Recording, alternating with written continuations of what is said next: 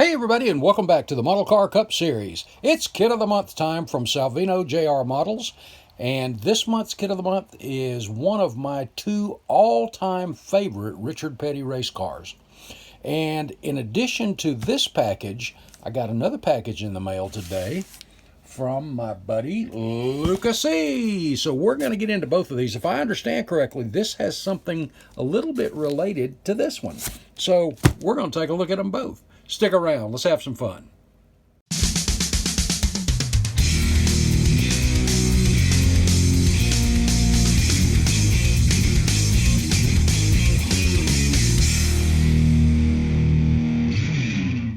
Today's trivia question: in Richard Petty's career, what was his very first promotional deal? Hey guys, listen, I am sorry. I apologize. I cut Lucas' box open first, then I got into the Salvinos box, and I realized I did not turn the camera on. So I took about 6-7 minutes there that I just blew. So I've got to go back and we'll cover some stuff real quick.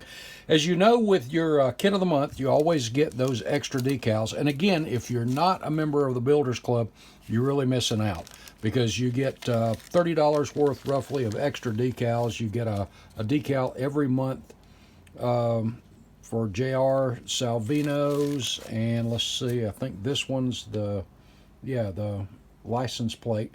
But for every one you order, you get extra decals. You get an extra set for the Kit of the Month, which for this month, of course, is the Richard Petty Roadrunner. Check that out.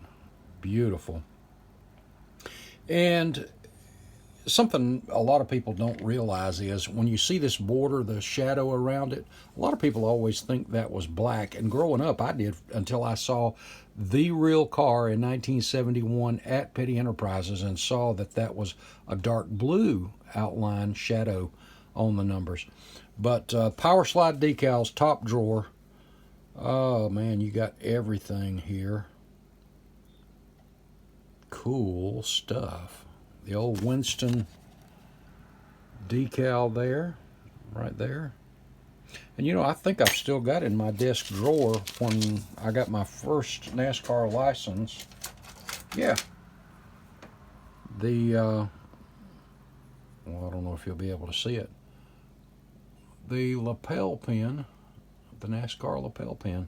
I think I've got two of these things for the first 2 years before they changed it. But you do get those extra decals, and this month you get the old Milwaukee Pontiac from '84, and an extra set of the Cale Yarborough First National City Travelers checks decals, so an extra set of those. And if you've ever priced decals, you know that can get pretty expensive. But you get one for every Kit of the Month if you're a member of the club. There you go. So, got to look at those. Lucas kit. How about that? Apparently, he found this at Andy's that he picked up from a collection or something like that, I think. And so I had to have it. So I told him I'll take it. The box is a little bit beat up, but I have a bagged kit I got a while back. In fact, I have two bagged kits, but the boxes are scarce. So when this one had the box, and you know what, we'll do a little comparison between the new car and this one as well. And see, it's got the black borders on the old MPC kit. These decals don't look like they're in too bad a shape, but I don't know if I'd use them. And the bags are still sealed. So I'm going to use one of my other bagged kits. There's the original MPC tires. I'm going to leave those out so we can take a look at them compared to the Salvinos. The glass, the chrome. Well, let's get over. I am so eager to look at that Salvino. Actually, I'd get the tires out of the open one I got. Been waiting on the right one for a long time. And here we are. Look at that box art. Is that not awesome? Beautiful car. And in the other quote video, I'd already opened it. And this is the long nose, and we'll take a look at the comparison there. And what I mean by long nose is NASCAR allowed them to add, I want to say it was 5 inches to the front of the car to help it compete with the aerodynamics of the Charger. And is that not beautiful? Right here, I want to show you something. This natural body line that runs right up under here, they had cut that away, and you can see it in both this picture up front. You see it back here, and then they had removed it up front. But you can also notice that on the old original MPC, well, if I can get the glare off of what's left of the box, up here too. And let's see here. It just does look a little bit longer when you look at where the wheel well opening is to the front of the car. And of course, we don't have the nose on there either. Always loved this car. The only thing I can see right up front that I would rather them have done separately, well, you know, I shouldn't say that because I've not done this way, but I always like to put these straps on myself. But actually, I like how flush that fits looking across it too, so I may change my mind about that. Don't know. But this is something. Let's look straight down on it, and you can see this little bitty flare right here. Flared out just a touch. And the rear should be the same way, and it is. In fact, Lucas C. Covered that in his video. A great video. If you haven't seen it, get another perspective too. Head over and check out Lucas C.'s box opening on this puppy. Man, this is really something. This is spot on. Hats off, Jim. Great job. Great job. I'm going to be showing you throughout the video some pictures of the real car in the museum, as well as some pictures that I've collected over the years too. This is really something. Our clear parts.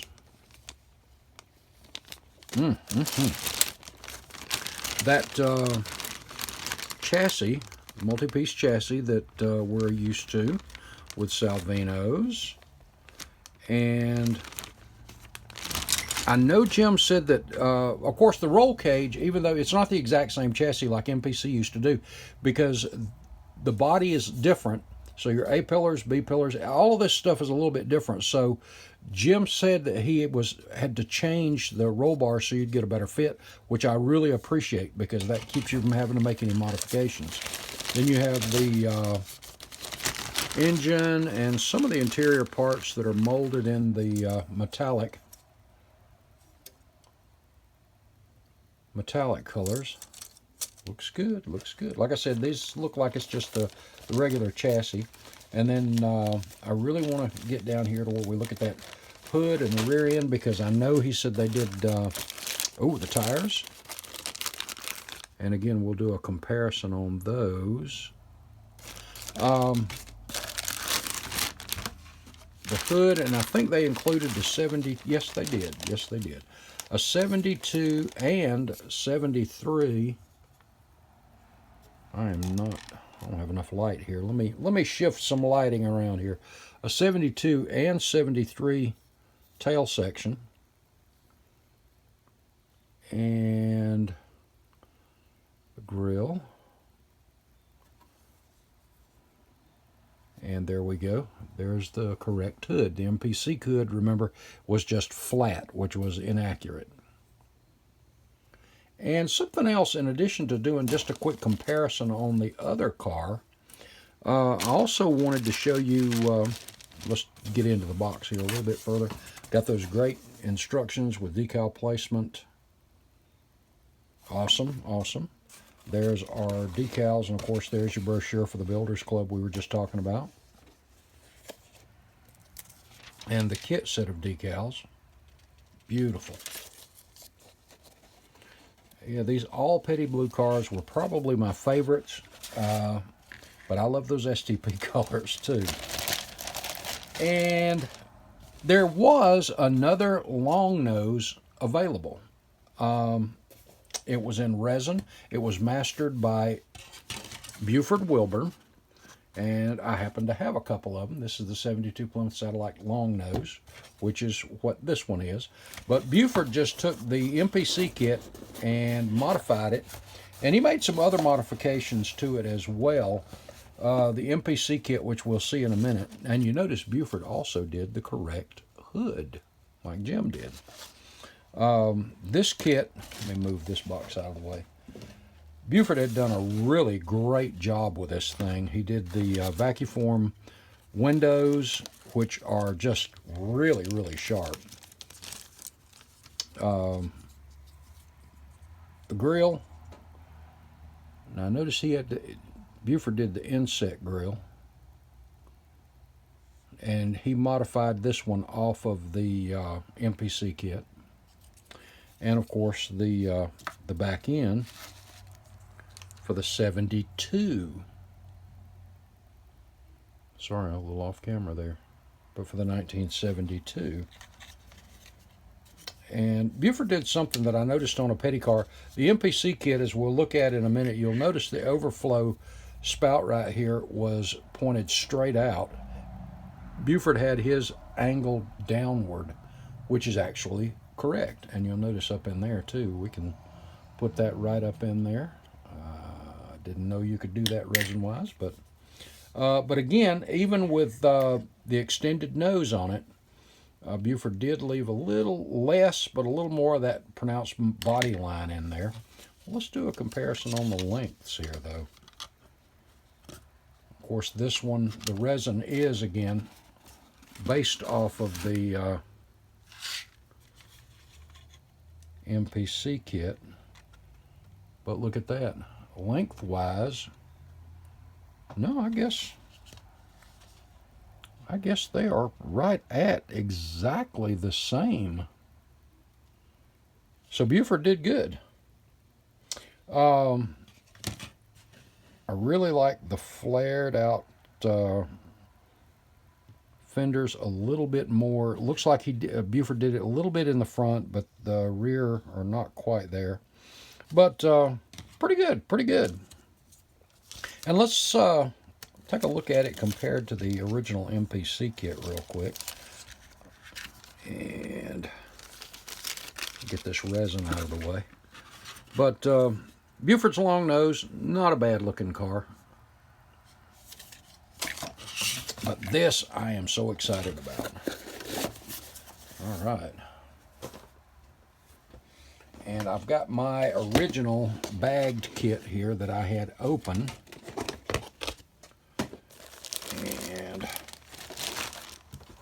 I think this one's decals were in better shape than the ones that came. About the same, I guess. But I want to get this body out real quick.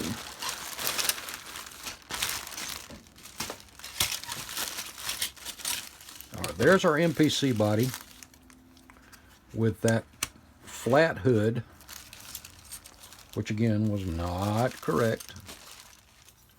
And this just has the 71 tail light section there. And you got that deep set or center section there.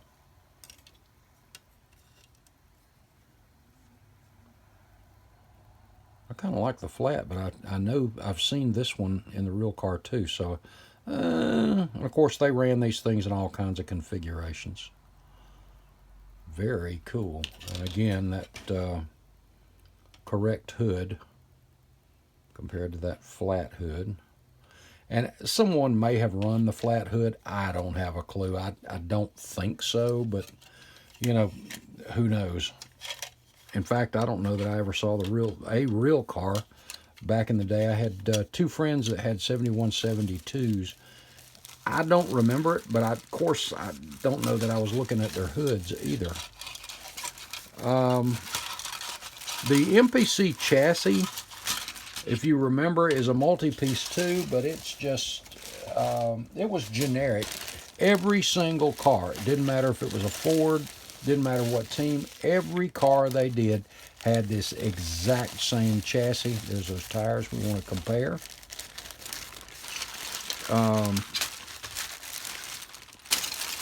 And let's see here.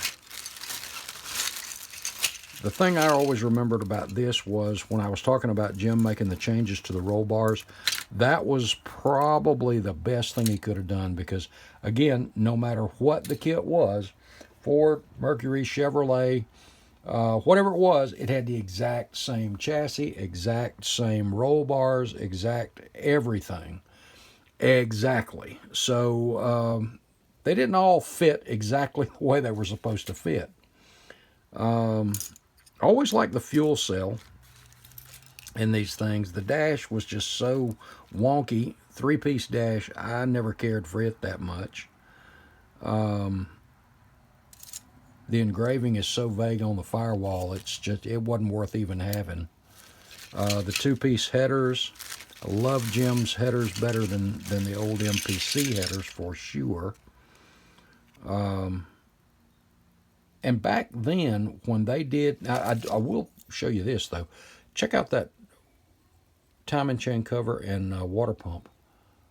If you can see the rivet, or not rivets, but the bolt heads and all that stuff. This thing was actually pretty sharp. But everything had the same breather, same everything. There was only one place to put the same intake. There's only one place to put the distributor. So it was kind of... and of course you had the places here. The thing with the MPC that I don't ever remember seeing was a place to tell you where to adjust the length of the chassis to put this in. I always put it in the middle because when I was a kid, I didn't know which one. So I always put it in the middle and just kind of slid the chassis back and forth in the body to make it fit. So it's a wonky kit. But you know what? Back then, it was the best thing in the world because it was the only thing we had. And the technology for the time, it wasn't bad. It wasn't bad at all. At least they will tell you with the new kits, they let you know for this car, adjust it to here and like that, which is so much more helpful. Let's get over and take a look at these wheels. Well, the wheels we know about, they're pretty much the same, and the quality of the wheels in this kit, the old MPC kit, really weren't that bad. All right, let's take a look at these tires. These are the original MPC tires.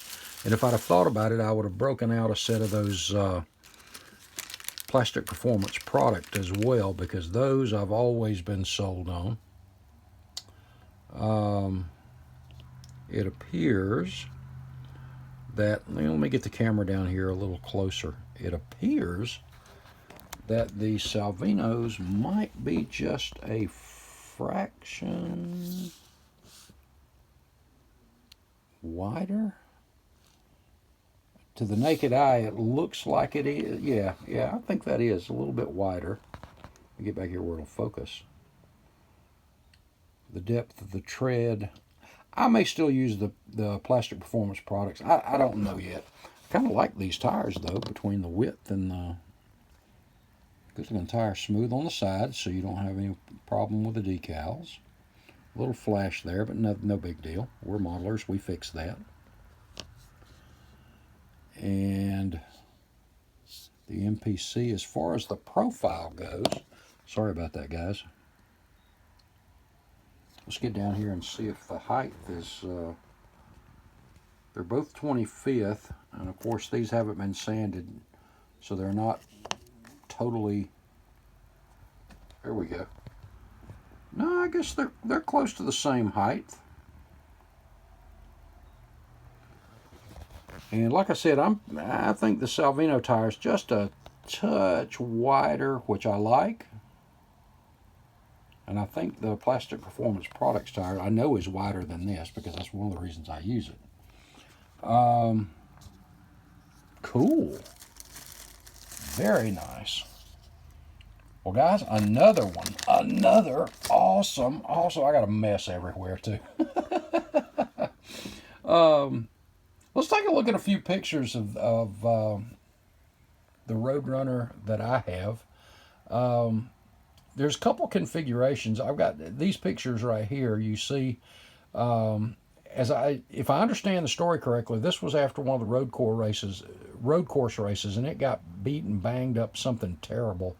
So they went back and were reskinning it, and you see where they've taken the quarter panels and the sides off, and you get a good look at the roll bars and the some of the innards, so to speak. And then with the fenders off, you see what it looked like here as far as the roll cage and all that stuff. So you can make your slight modifications, things like that. And I'm gonna take us out with just more of these pictures that I've got, as well as the ones from the museum of the car there. And I'm gonna get when we get into building this thing, I'm gonna show you more research pictures, more in-depth stuff in the trunk. Well, right here you see the fuel, not fuel, but oil tank, which was right on the driver's side fender, right at the back there. They ran that from like 69 through, I want to say 72, 73, somewhere in there. And I think on road courses they also ran it, depending on the track, if it was a really flat track, they could put that in the trunk too. And I think I've got a picture of that, and if I do, I'll just stick that in there as well. Wow, I think that's it, guys. We've come a long way from these old MPC kits to finally got a proper 1971 Plymouth Roadrunner.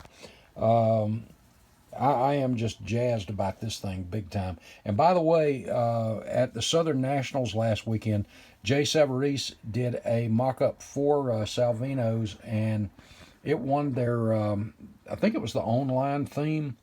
And let me tell you, that thing was absolutely gorgeous.